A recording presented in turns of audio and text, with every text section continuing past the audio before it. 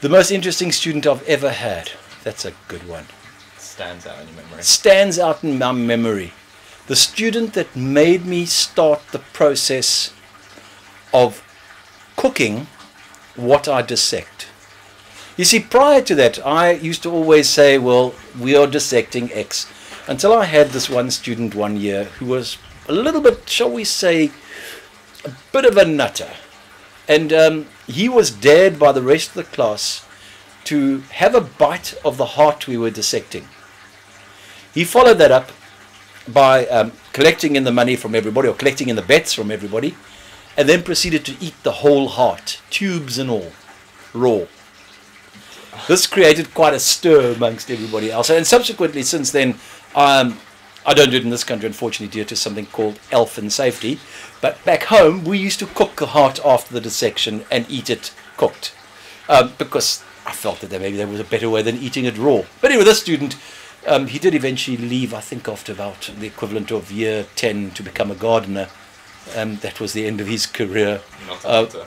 Not a hunter, no. You could have just done a some straight Bear Grylls gardener. stuff, Sorry? You could have done some Bear Grylls stuff. Oh yeah, no, he would have been out there big time. Except he didn't bother making the fire. He would have just eaten as it came.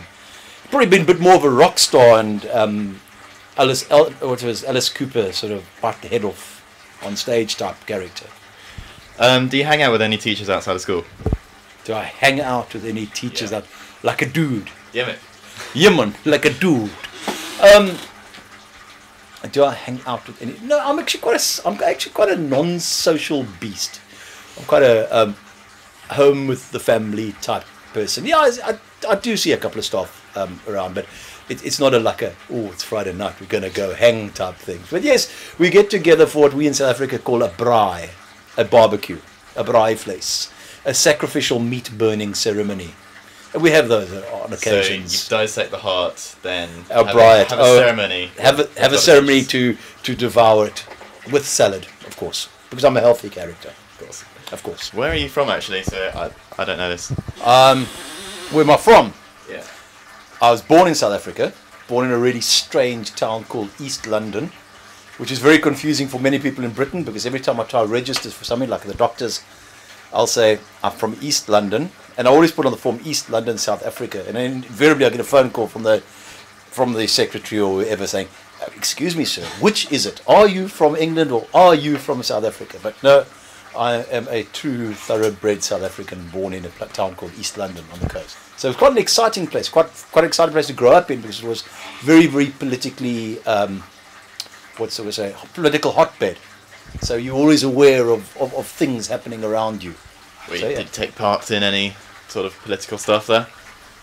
I think you all did in some sort of way. I think as a child when I grew up, I didn't really know much better, and to me it didn't seem so strange that different people, white people or black people, had different queues at the post office and had their own entrances and so on. I mean, I grew up with it. It's very weird and strange, but it didn't seem strange when you were a youngster. But as I got older and started realizing this was not quite the thing, and yeah, when I was at university, let's say I've had the odd, what they call the shambok and police chase at me and smelt a bit of tear gas. Oh, wow. Yeah, but that was normal. Yeah, it was fun part of growing up. But it was all very mild stuff. Do you have any biology jokes? Do I have any biology jokes? My favorite biology joke is on my board, which you can't see. You have to swing your camera around if you did. And it's a photograph of a gentleman sitting in the biology exam and leaning into his jacket and pulling out a structure out of his jacket saying, midway through the exam, Alan pulls out a bigger brain. That's my favorite biology joke. I don't get it. You don't get it? Oh no, he's changing his brain.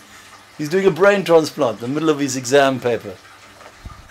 Okay. But and people that wear white coats like us in biologists, we go into little corners and we laugh at those things. Going, now, who do you think would win in a fight? Mr. Madaris, Mr. Riddick, or Mr. Cowie? oh goodness, Madaris, Riddick versus Cowie. Cowie would probably bore them to death with continuous conversation. Riddick, they'd be confused trying to work out what he's actually trying to say. And Mr. Madaris, well, I don't really know much about Mr. Medardus in much sort of concepts, but he'd probably be the most intimidating in a physical sense. But the others, I Most think, have their own intimidating, but- armory. They have their own armory along the way. So you say Medardus probably be the most imitating, but also the most useless, probably. Yes, because I don't think that. I think they would just confuse him completely. With one would babble on and not understand what is being said, and the other would just continuously drone on and eventually bore you to death. But what would they do when they're fighting? When they've obviously taken out Mr. Medardus already? Oh, now we've got Riddick versus Yeah. Cowie. Someone's got to win. Someone's got to win. I know. Heaven help the audience watching it. That could be the thing. I think that in the long term, I reckon it's got to go to Cowie. To me, it's Cowie all the way. He would just plod on and plod on and plod on until eventually someone's got to just give. Something's got to give. But Mr. Riddick is a bear. Ah, but he is the bear. But as the bear, they have to hibernate eventually.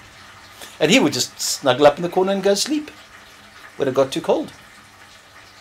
He does wear a waistcoat though, so temperature resistant again.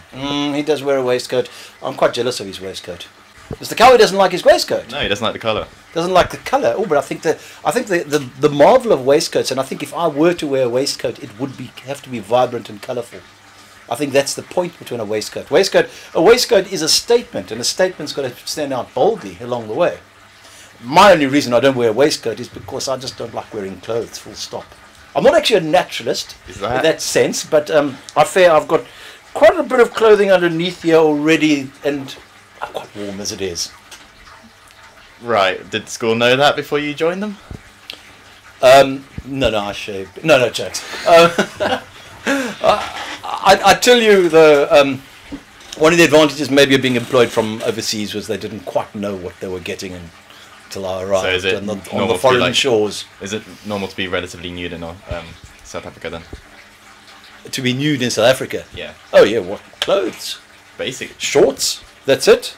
Nothing more. Skimpier the better. Briefs. Speedos. Speedos. No, that's more. No, that's too Greek. No, not quite speedos. I'd say board shorts is quite more the scene. Okay. Well, thank you. Right, a pleasure.